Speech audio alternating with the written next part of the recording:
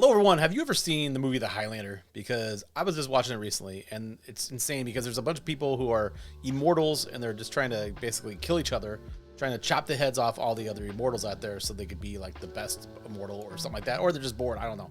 But I watched it and it reminded me of my cameras. I have too many cameras. Just like in The Highlander there must be too many immortals, I have too many cameras, right? So I need to get rid of about half my cameras. The first battle that we're gonna look at is the XH2 versus the X-T5. I have both of them and only one can survive. There can be only one. And honestly, this is like an easy battle for me. The image quality across both cameras is exactly the same. They're the same X-Trans 5 40 megapixel sensor, which is really nice. And also the autofocus seems to be, from what Fuji says, exactly the same as well. So those are two pretty big parts of a camera. And since they're both exactly the same, it's really in a lot of the other details I'm gonna look at where I'm gonna try to figure out which one to keep. First, let's look at the body, right? The X-T5 and the X-H2 have two completely different design philosophies as far as how you pick them up and use them in the field.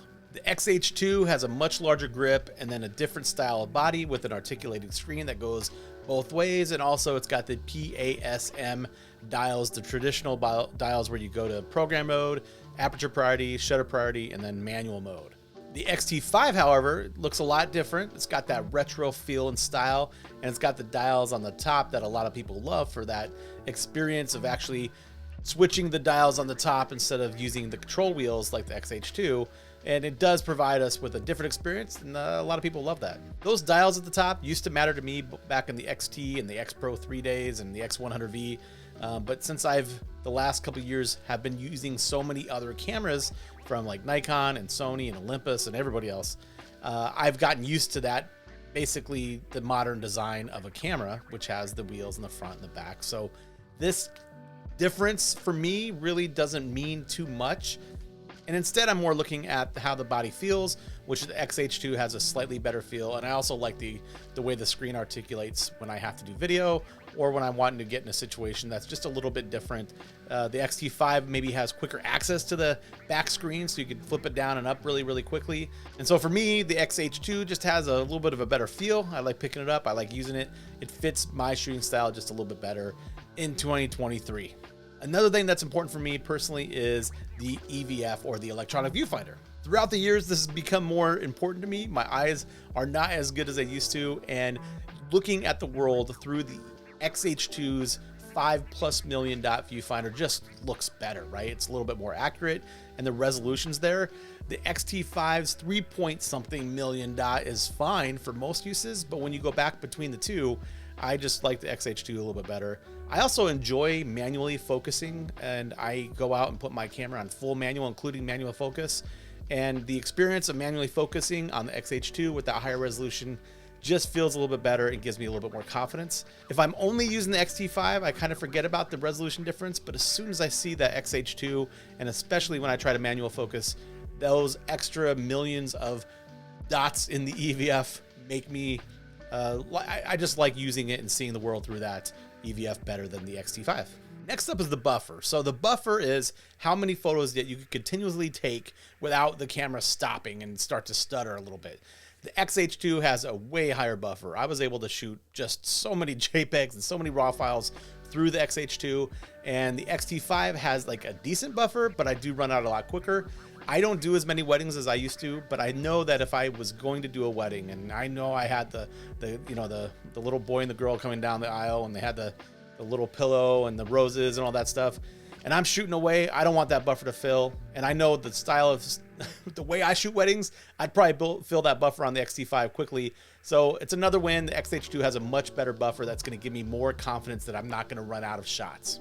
The fourth thing for me personally is the accessories and the ports. There's a fan that's available for the X-H2, but I'm not really that concerned about that. What I'm looking at is the battery grip. I enjoy buying a battery grip for every flagship, like main camera that I have. And so the X-H2 and the X-H2S both support the battery grip, which is super awesome, especially when you combine that with the newer batteries that just seem to last forever. And you could put a battery grip on the X-H2 and shoot forever, it seems like.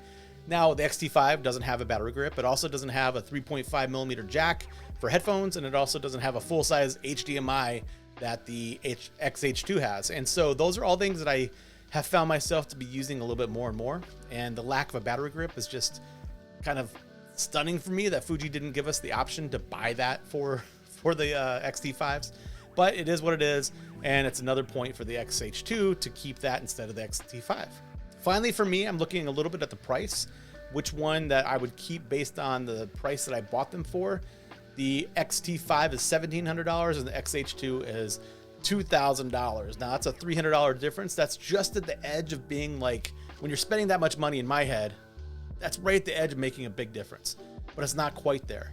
That $300, in my opinion, has more value on the XH2. There's a lot more there, like the EVF and the ability to buy the battery grip and some of the other options, you know, the buffer and just the way the body feels itself. Those are all worth more than $300 for me. So for me, this is an easy one. However, since you're getting the same image quality, the fantastic image quality around both cameras, I totally see where saving $300 and putting that into a lens totally makes sense too. So that $300 difference for you might matter more than it did for me, but I find that the value I get out of XH2 is worth more than that $300 difference. So if you're keeping score at home, right, things look grim for the X-T5. The XH2, in my book, and all the things that are important to me, really kind of hits the bar more than the X-T5 does. The only reason I'd keep the X-T5, honestly, is if I just really loved those retro dials and I was using those all the time. I remember those days. I remember how much I used to love using them, but I'm just not that guy anymore. I don't care too much about those dials. And if you're not that concerned about those dials, for me personally, I'm not sure if the X-T5 makes too much sense compared to the XH2. I do know that it looks great. The X-T5 looks like a stunning camera, and maybe that matters to you too. And for me, you know, I know it makes me look better in the field, but most not that much better. So it's not worth me keeping just for that reason. And here's the weird thing about me creating like content on YouTube and stuff is that honestly, besides the look of the body and the retro dials, I'd mainly keep the X-T5 because X-T5 videos seem to do pretty well on my channel. But whenever I want to go and take photos and I want to grab a camera, the X-T5 is becoming a camera that I'm forcing myself to take, you know, and I don't want to be that guy. I want to use what I love and I want to be able to go out and enjoy photography a little bit more. And so that's where the battle of the X-T5, the XH2, the X-T5 has got to go, right? Remember, according to the movie The Highlander, There can be only one. and the X-T5 is going to be the one that gets its head chopped off, right? Which is a ridiculous way to say that I'm just going to sell it. So I hope you enjoyed watching this video. If you have questions below, let me know. I'd love to be able to help you out. Both are great cameras. They really are beautiful quality images. But for me, the XH2 just works a little bit better. So until next time, we'll see you.